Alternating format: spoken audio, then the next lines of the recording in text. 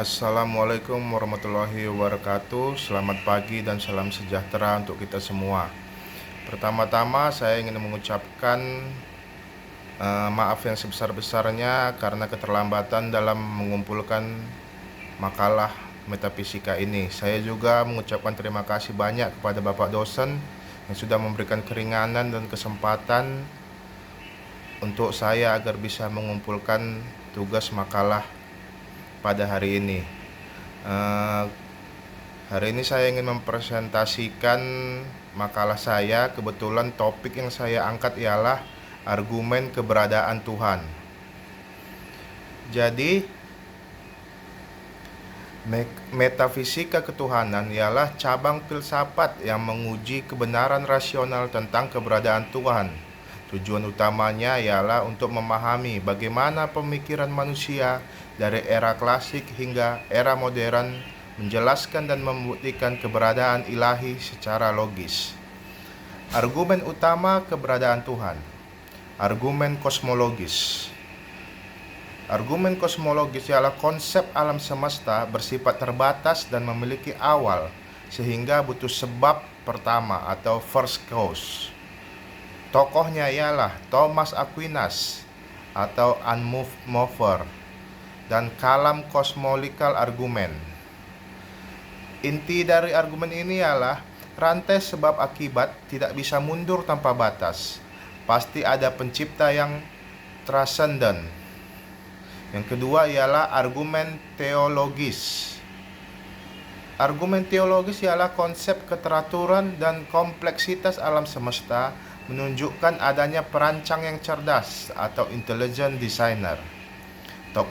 Tokohnya ialah William Paley, analogi pembuat jam tangan. Inti dari argumen ini ialah seperti jam tangan yang rumit pasti ada pembuatnya, alam semesta yang presisi juga pasti ada perancangnya. Yang ketiga ialah argumen ontologis. Argumen ontologis inilah konsep pembuktian murni logika berdasarkan konsep atau ide tentang Tuhan. Tokoh yang mengangkat argumen ini ialah Anselmus dari Canterbury dan René Descartes. Intinya ialah Tuhan didefinisikan sebagai wujud maha sempurna. Wujud yang sempurna harus ada dalam realitas nyata, bukan hanya di dalam pikiran. Yang selanjutnya ialah argumen moral. Argumen moral ialah konsep keberadaan hukum dan nilai moral yang objektif, membutuhkan pemberian hukum moral transenden. Tokohnya ialah Immanuel Kant dan C.S. Lewis. Intinya, tanpa Tuhan, moralitas hanya sekedar konvensi sosial biologis yang subjektif. Pengalaman keagamaan atau religious experience. Ini adalah konsep yang berlandaskan pada pengalaman spiritual mendalam atau perjumpaan langsung individu dengan yang ilahi. Tokohnya ialah Alvin Plantinga. Inti dari argumen ini ialah pengalaman spiritual bersifat properly basic, dapat diterima secara rasional bagi yang mengalaminya tanpa perlu bukti matematis. Yang keenam ialah formulasi kontemporer. Konsep integrasi antara filsafat dan temuan sains modern, fisika dan kosmologi. Fokusnya ialah fenomena fine-tuning, penyetelan senyap alam semesta, konstanta fisika dasar serta presisi untuk memungkinkan adanya kehidupan. Penjelasan terbaiknya adalah desain, bukan kebetulan semata.